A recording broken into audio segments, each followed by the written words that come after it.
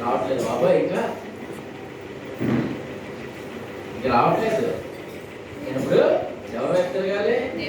మందులు కొట్టి నేనేమి చేయకు. స్వస్థపరిచేది ఎవరు? దేవుడు. యెహోవాయే స్వస్థపరిచిను.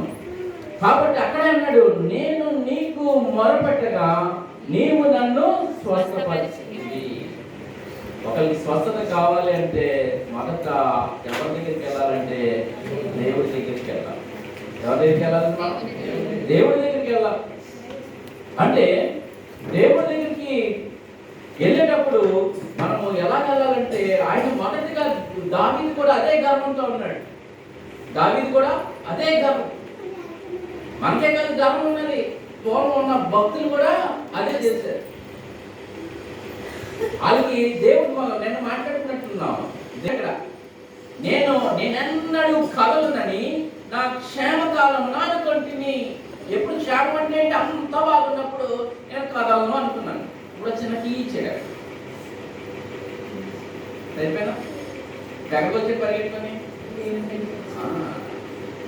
దేవుడికి రావాలి. సేవకులు, విశ్వాసులు అదే రండి రండి రండి అని 10 సార్లు మన వెనకాల ప్రేమతోటే పిలుస్తూ ఉన్నారు. మీరు ఆ విషయాన్ని మీరు గ్రహించట్లేదు. ఒకడు రాకపోతే దేవుడు ఏం చేస్తాడంటే శ్రమను కలిగిస్తాడు, ముందు అనారోగ్యానికి గురి చేస్తాడు, లేదు మంచం ఎక్కిస్తాడు, లేదు కరోనా టైం అందరికీ తెలిసిన విషయం, కొనుక్కోవాల్సిన పరిస్థితి వచ్చింది. మనం ఏం చేసేయాలంటే దానిని కొనుక్కోవాల్సిన. తన యొక్క జీవితంలో దేవుడి విషయంలో చేసిన విషయాలు మనం ఆలోచన చేస్తూ ఉంటుంటే, ఆయన మందిరాన్ని కట్టించడానికి ఒక స్థలాన్ని ప్రతిష్ఠించుకొని ఆ సమయంలో ఈ కీర్తనను రచించి ఉన్నాడు. దాంట్లో దీన్ని ఇల్లు కూడా అనుకున్నట్లుగా మనకి చెప్తా ఉన్నారు. మనము చెప్తాను మొదటే మందిరము, ఇల్లు, మనమే దేవుని ఆలయం. ఇది కాదు ఆలయం, ఇది జస్ట్ మన గ్యాదరింగ్ కోసమే. దేనికోసమండి? విగ్రహం కాసి చూసి మందిరం పాతాళము నుండి నా ప్రాణమును లేవదీసితివి, నేను గోతిలోనికి దిగకుండా నీవు నన్ను చచ్చిపోకుండా నువ్వేం చేస్తావు అంటే కాపాడు. ఏ మరణం గురించి మాట్లాడుతూ ఉన్నాడు దావీదు? భౌతికమైన మరణమా? ఈ మరణం పుట్టిన ప్రతి ఒక్కరికి వస్తుంది, నమ్మినడికి వస్తుంది, నమ్మలేనడికి వస్తుంది. కానీ ఈ లోకంలో నువ్వు ఉంటుండగా ప్రభువుని అంగీకరించి చచ్చిపోతావు చూడు, ఆ నరకము, అది నరకానికి వెళ్లకుండా డైరెక్ట్ గా నువ్వు ఎక్కడికి వెళ్తావు అంటే ఆయన సన్నిధికి వెళ్తావు.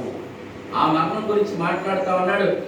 నేను గోతిలోనికి దిగకుండా నీవు నన్ను బ్రతికించితివి అనేసి మాట్లాడుతా ఉన్నాడు. అదే మళ్ళా ఇక్కడికి వచ్చినప్పుడు ఇంకో మాట అన్నాడు, 8:2 లైన్లో అంటే అటు ఎంతో వచ్చింది చదవండి. మాట్లాడుతున్నాడు దేవుడితో. నువ్వు మాట్లాడగలవా మాటలు? అంటే ఎందుకు మాట్లాడుతున్నాడు? దేవునికి ఆయనకున్న కనెక్షన్ అటువంటిది. ఆ కనెక్షన్ తో అంటున్నాడు, ప్రభు ఒకవేళ నేను పొరపాటు చేశాను, నన్ను క్షమించకపోతే, నేను గోతులకు వెళ్ళిపోతే నా వల్ల నీకేంటి లాభం? నేను ఉండడం వల్ల నిన్ను గురించి నేను చెప్తాను కదా.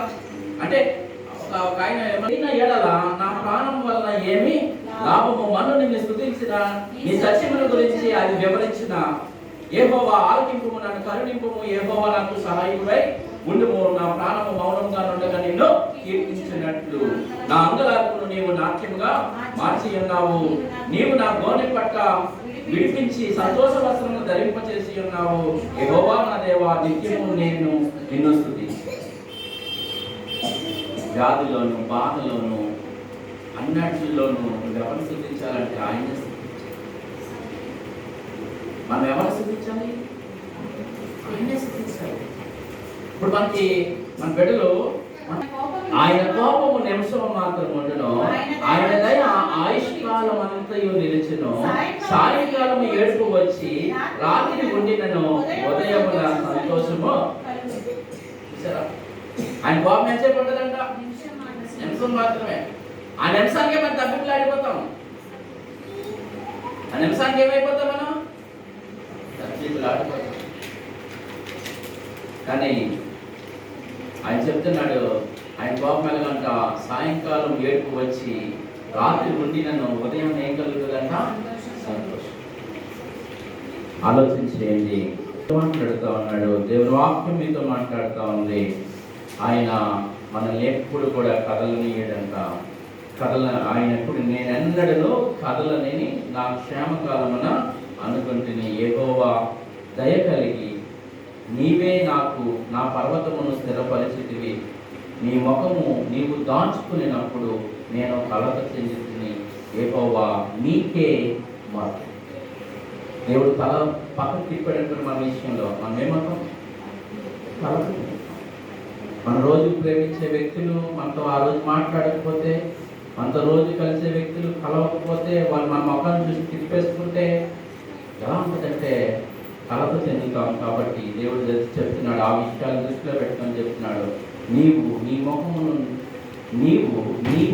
నీవు దాచుకునేటప్పుడు నేను కలత చెందిని, యెహోవా నీకే కలత చెందాను, నా పక్క నుంచి తప్పించుకుని. సో మనము ఈ యొక్క దావీదు కీర్తన నుంచి మనం నేర్చుకోవాల్సింది ఏంటంటే, దేవుని పరిశుద్ధతను స్తుతిస్తూ, దేవుని పరిశుద్ధతను గురించి ఆయన స్తుతిస్తూ ఉన్నాడు. అన్ని విషయాల్లో దేవుడు యెహోవా యెహోవా యెహోవా, ఆయన ఆయన ఆయన అని చెప్పుకుంటాను. దేవుని పరిశుద్ధత గురించి ఆయన స్తుతిస్తూ ఉన్నాడు. మీ వెనుకలో ఈ మాటలు దేవుడు దీవించును గాక. ఆమేన్.